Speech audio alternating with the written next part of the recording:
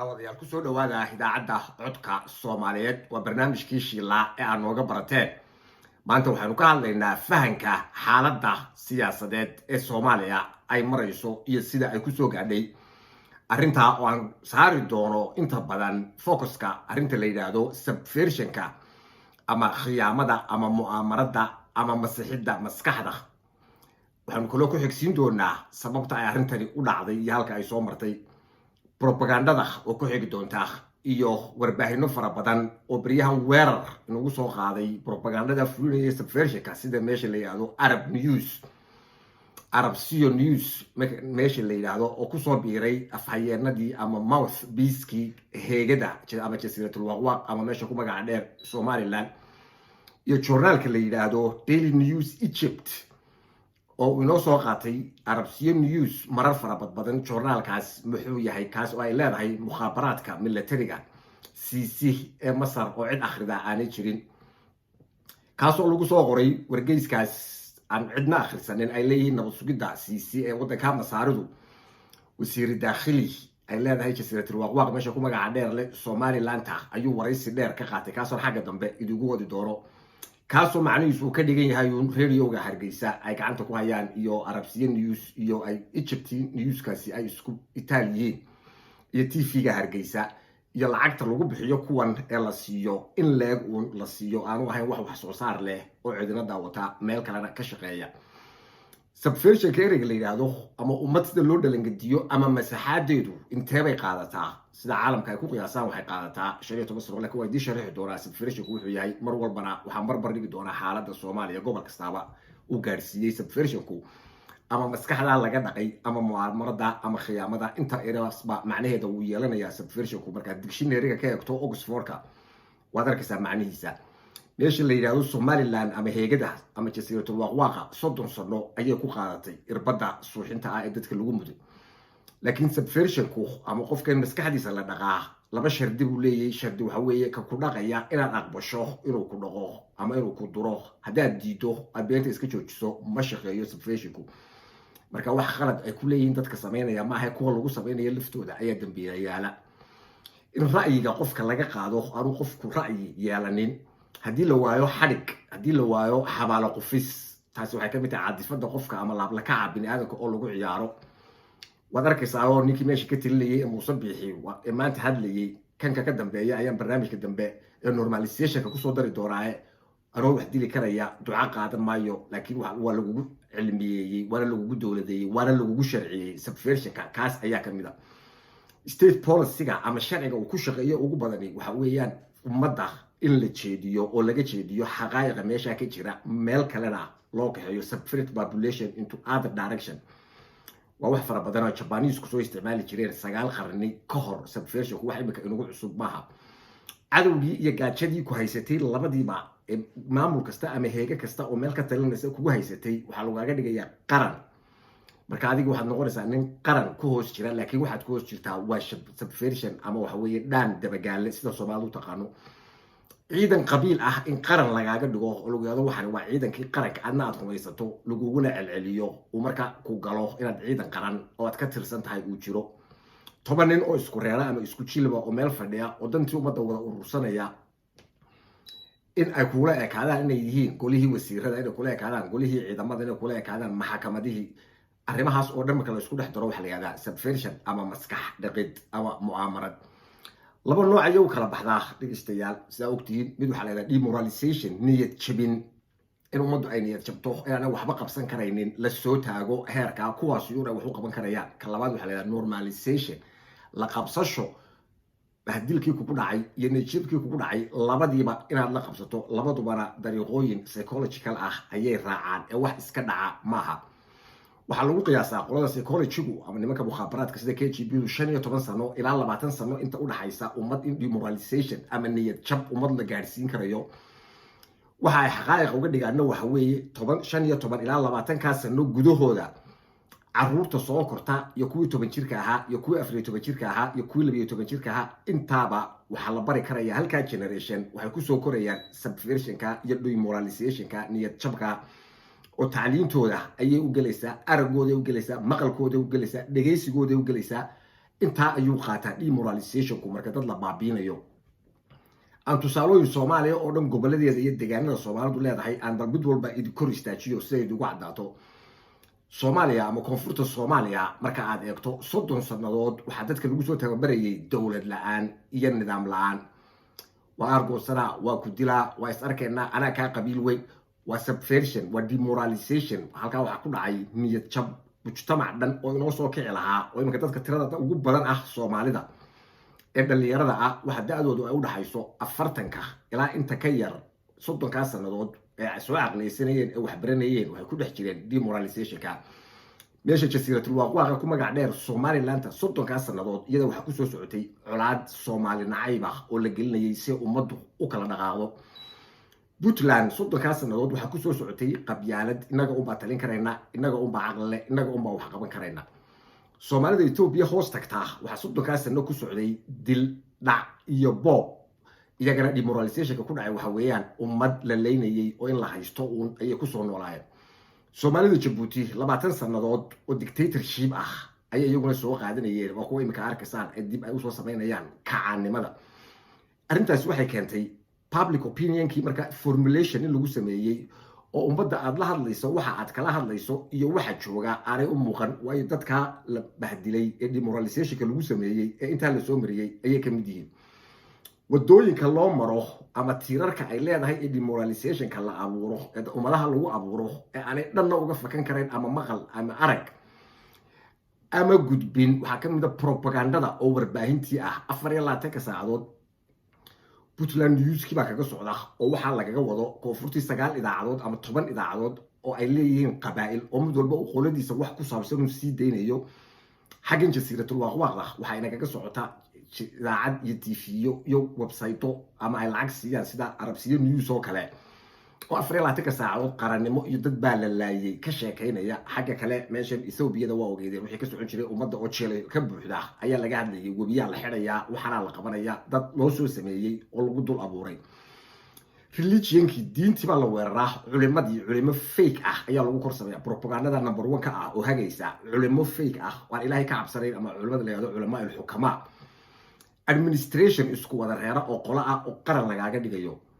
educational systemkii oo aan ahayn wax manhaj dawladda dejisay oo loo dejiyay danta iyo dadka iyo diinta dalka oo qofba meel uu intuu wax ka soo rartay laba qol furtay oo iskuul lagu sheegayo iyo macallin baahan oo dhex fadhiya way lacagtiisii ragga demoralizationka wada amaniyad jabka ayaa qaadanaya military iyo place qola ah oo janna laga dhigay oo aan wax allaale iyo wax aqoonida ah oo wadaniyad ah oo ku jirto uba ka xanaaqaya qofkii Soomaaliga dadka afka Soomaaliga ku hadla dadku bariga hore Talyaani bay ku wada hadli jireen waxa weeye togan oo taban weerayada la baray hebel oo hebel u jawaabay waa waxa uu demoralization ku dhalo way erayadii qoraalka ayaa xitaa waxa la inoo soo geliyay dad afkaranay dadkii lagu soo dhaxdaayay oo laga dhigayo mufakkiriin iyo musaqafiin marka hadalkii qoraalka aan lagu hadli jirin ayaa suuqa la soo gelinaya uu qumayay uu qalloocay waa xeer waa gar wixii oo dhan waa laga tagay waa togan iyo taban iyo jimce iyo sabti iyo madaxweyne ku xigeen iyo jamhuuriyad iyo dimuqraadiyad waxaas oo dhan waxa wata demoralizationka educationka lagu gelinayo ee dadkii aan la barin taariikhdii ay lahaayeen ee ummadda Soomaaliyeed wixii ay wadaageen ee waxa la barayaa wixii kala qaybinayay waxa la barayaa wax dadka marka meesha jooga u dareynaya shakhsiyaadka iyo aabayaashood iyo adeerood oo meel ay taariikh Soomaaliyeed ka soo galaan aanay jirin dhaqaalihii the economy dad lagu naasnuujinayo wax allaale iyo wixii loogu talagalay ee ummadana laga ilaalinayo qaybi oo xukun social life-kii nasiijkii Soomaalinimada ee ka yimaada Ethiopia meesha haysto iyo meesha Kenya haysto iyo Djibouti ka yimaada markuu jamhuuriyadda yimaado xorta ah ahaa muwaadinka ee loo danqanayay inta la qabto ayaa kuwii laga loo celinayaa oo loo dhiibaya waxa weeyaan halka laga gaarsiiyay demoralizationka dad aan aqoon-yahan ahayn oo lagu abuuray oo TV-yada iyo website-ada iyo idaacaduhu kugu abuureen oo suudan xiran oo aqoon-yahan lagaaga dhigay oo aan kartina lahayn aqoonna lahayn qualification lahayn dhaqan Soomaali la garanayn af Soomaali la garanayn oo awoodii wadanka lagu geliyay oo self nominee ah lagu kor magacaabay oo adigu aadan garanayn meel ay ka yimaadeen qabaa'ilo maamul goboleed ku sheeganaya oo ay khasab ku tahay inaad cashuur siiso waraaqo lagu soo samaystay gobol walba oo lacag lagaaga dhigayo oo wax ka wakiila dahabaanu ka oolin hadaad meesha kala dhex baxdo ka ku xiga hadaad la tagto aan waxba kaaga goynin laakiin adiga dollarkaagii dalagaagii beeraha iyo xoolahaagii intiiba lagaa siisanayo tusaale gaaban China meesha la yiraahdo waa arkiiseen waan la halgamayna bay yiraahdeen jasiiratul waaqwaaqdu maalintii dhaweyto culimadii nimanka culimada fake ah ee laynoo sameeyey dad Chinese sida laynagu yirino waxay ahaayeen ma garanayne ayaa doox Hargeysa ku yaala lagu gubayay dadka markii la gubayay waa arkaysa inuu ninkii wasiirka cadaaladda u haystay meesha Somaliland ee ku magac dheer jasiiratul waaqwaaqda ayaa la weydiiyey waa culimadii laynagu sameeyey garku wuxuu ku leeyahay way bannaan tahay in la gubo dadka Chinese ah ee booliiska ah halka ay maraysaa administration meel walba ka dhisan maamul kan lagu sheegayo waa 8 wasiiro isku reera waa madaxweynaha reerkoodiya waa taliyihii ciidamada reerkoodiya waa maxkamadda reerkoodiya waa tujaar ku sheegta kuwa la baada mooyaane kuwii kale oo reerkoodiya intaasna waa la isku ka rakibay education kiba isla kugu yimi oo ah macallimiintii oo baahan oo waxba garanaynin iyo cid baaraysa oo aan jirin iyo mustaqbal qofkan tacliinta uu baranaya ma jirto waayo wala soo magacaabi doonaa dadka la magacaabanayo tacliintaasna kuma salaysna danta iyo dalka iyo diinta iyo baahida waxa loo barayo qofkan meesha yaala 8 kulo qof oo dhalinyarada ba arkaysa oo kule administration baanu baranay khatiirtii meeday beeraleydii meeday xirfadlayaashii meeday electriciankii meeday waxa weeyaan waa demoralization marka kuwaasna waa isdhex yaacaan kadibna waa inay cararaan Liibiya iyo Suudaan lagu kala qaybsadaan oo dad qabsadaan halkan ay soo galaan halkan marka mujtamacii iyo xoogii wadanka uu lahaa uu dibadda ku baabaa noocaasi uu ay meesha isugu soo haraan inta cid kale ay la wareegiso ciidan qabaa'il ah oo meel walba jooga oo la doonayo inuu khasab ku noqdo ciidan qaran ama ciidan police lagu tilmaamo maxkamaddu iyo kugu furaysa lacagtii fake ahayd oo aad qaadanayso marka waxa tahay qof demoralization-kii waa la qaatay already marka ay halka gaadho dhaqaalihii ama economics-kii oo lacag foolsa ah lagu soo samaystay dhaqaalihii wadanku u lahaa ama macdan ha ahaato ama kalluun ha ahaato ama shimbiro ha ahaato ama ugaar ha ahaato oo la ii geynayo waayo maadaama dadkii ay moral jabeen oo demoralization-kii uu shaqeeyey oo la niyad jabiyey oo la baabiyey oo la bahdilay oo la gumeeyey dadkii waxay soo gaareen heer aanay waxba garanaynin wax ka maqan iyo wax u maqan iyo waxa xaq loogu leeyahay iyo waxa ku waajibka ah iyo waxay diidi karaan iyo waxay yeeli karaan dhaqaalihii dad tira yar oo aan meel la ka soo shaqaysan ayuu gacantii u galay oo lagu leeyahay ninkan halkan weligii joogo wadanka kama bixin laakiin wuxuu leeyahay 200 oo guri habeenna muu shaqo tagin subaxna muu shaqo tagin laakiin madaxweyne ayuu noqday oo meesha ayuu inqilaabay oo haystaa in kanaad ku khasbantay inaad mar labaad soo doorato ka wax dooranaya kala dooranayo ka dooraya intiibana isaga ayaa gacanta ku haya lacagta false-ka ah ee lagu sharciyeeyay ee dad Djibouti la gaadho ama Ethiopia lagu soo tuurayo ama ka Puntland ama ka Somaliland ka qaadanaynin cashuur khasab ah oo laga qaadayo aan de waxba laga soo celinayn oo infrastructure-kii dhismihii wadanka iyo isgaarsiintii iyo wadooyinkii iyo biyihii iyo caafimaadkii aan la gelinaynin ayaa ka qayb ah demoralization-ka bahdilaada ummadda lagu sameeyo inta aynu soo tirinay ee kooxood marka lagu soo dhiso waxa iyana ku jira jinkii dagaagay ee laaluushka qaadanaya ee uqaasha iyo salaadiinta sheegta waxa ku jira nimanka mucaaradka ee cid allaaliyo cid ku soo magacaawday aanay jirin dadka aan la dareenka ahayn ee kursigiisa iyo xisbi lagu furo oo iska ilaalinaya waxa ka qayb ah qolada tujaarta ah ee dadka qaar u haystaan iyaga isku reeriyiin maaha waxa isku reeriyiin demoralization-ka ay lacagta ku heleen iyaguna waxay rabaan inaan nidaamkaasi burburin oo nidaam la xisaabtamaya oo ka soo jari karaya cashuurtii waxa lagu dhisi lahaa aan la gelin ee laaluush uu ninka meesha jooga ay ku siiyaan iyagana uu ku ilaaliyo ciidanka isku reerka ana dadka lagu korayo intaas oo dhari marka ay soo dhacdo consequences-ka subversion-ka maskax maydhista ama gumeynta bini'aadanka intaas oo marka ay soo maraan maxaa ka dhasha propagandaduna ay 24 saacadood ku socoto waxa ka dhaca qofkii inuu milga beelo oo qiimo beelo uu xisaab beelo oo dhan oo u dhaqaaqo uu garan waayo u fiirso imika dadka dhalinyarada waqtiga soo kacay baraha bulshada waxaad arkaysaa sir culus war degdega waad furaysaa gabar Soomaaliyeed oo qaawan ayaa ku jirta oo hebel ayaa la soo duubay oo sariirteeda huruda macna badan male ka soo duubay hadduu waxa wax ka dayayo laakiin macna darrada uu subversion-ku inoo keenay waxa weeyaan akhlaaqiyadkii inuu lumo ama sida culimada islaamka ay u taqaano qaswul fikrigii in maskaxdii dadka lagu soo duulay intii lala yaabi lahaa dadkii oo dhan oo daawanaya oo waxa waqtigii iskaga luminaya ayaad arkaysaa waxaad arkaysaa propagandadii kale ee kuwa kale fidinayeen dowladda Masar oo aqoonsanaysa Somaliland waa jasiiratul waaqwaaq ee meel allaale meel ay ku jirtaan ma jirto laakiin Arabsiya News ayaa soo qoraya oo lacag qaadanaya intaas oo qof oo kuwa la rabay in la subvert gareeya ee demoralization-ka lagu sameeyay kuwa maskaxdooda la qabsaday ee la baabiyay ayaa wixii dhageysanay way hadaan isagu dhageysaneen meel kale oo la geeyo wixii lama hayo Ethiopia oo safaaradii ay ku lahayd meesha la yiraahdo Hargeysa u bedelaysa qunsuliyadii ku lahayd u bedelaysa safaarad wali waxay nagu socdaa Arabsiya News oo ah afhayeen cusub oo heegada ah oo imika inagu soo baxay waxaa ka mid ah wasiir ku-xigeenkii jasiiratul waqwaq ama meesha ku magaca dheer Somaliland oo lagu leeyahay wuxuu ku qoraa Daily News Egypt journaalkaas oo ah journaal ay leeyihiin nabad sugidda CC ee masaaridu ay weligoodba iyagu isticmaalaan qof masaaraya oo akhristaana aanu jirin masaaraduna ay ka warqabto inuu yahay isaga iyo kaleeyada Arabsiya News isku nooc dadka musaqafkii aan aqrin way masaaradu waa dad mutacalimiina oo subversionka way la socdaan lamana akhriyo mana galaan loomana camiro gabadh masaariyo qaawana lama daawado cod qof kale laga soo duubay oo leeyahay waa sirna cilmi iyo aqli kama dhigtaan taasina waxa weeye cimri dherarkii loo sameynayay meeshan Hegelanka iyo kuwa la noocaaba lagu leeyahay maamul goboleedada ayaa go'aanka gaaray in aan la qabanin doorasho cod iyo qof ah subversionka demoralization ka qayb ka tahay waayo idinku waxba gacanta idinuma jiraan intaas oo dhan ayaa generationkan la soo mariyay halkaas ana lacagtii ummadda lagu baabiinaya aan idin soo gaabiyo way uu nagu dheeraanaya anigoo barnaamijka ku xiga kaga hadli doona qodobka labaad si aan inoogu dheeraanano wix baqbaq isaga keen bedelin waxaan ka hadli doonaa normalizationka waxaas oo dhan in caadi lagaaga dhigo oo in aad liqdo oo aad ku khasban tahay kaaka dambe ayaan idinku soo qaadi doonaa anoo dhex dhigaya tusaalooyin si ay ugu cadaato marka normalization ku dhaco maxaa dhaca imikana aan soo gunaanado qaswul fikri baa la yiraahdaa waxa loo baahan yahay dadka dhalinyarada ahi inay aad uga digtoonaadaan in maskaxdoodu noqoto wax lagu shaqaysto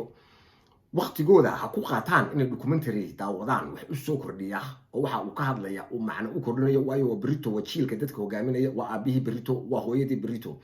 taariikhdooda wax ka bartaan ama taariikhda kale ee caalamka in quraanka kariibka iyo tafsiirkiisa iyo axaadiista ay bartaan waqtigan ay isaga mashquulinayaan gabadh la qaawiyay oo sir culus lagu soo qorayo ama cod qof laga duubay oo qofka laga duubay qofkiiba ahayna uu qof kale yahay haddana lagu dhageysiinayo kaasi wuxuu doonayso wax ka damacsanaado laakiin kuwa dhageysanaya ayaan u sheegayaa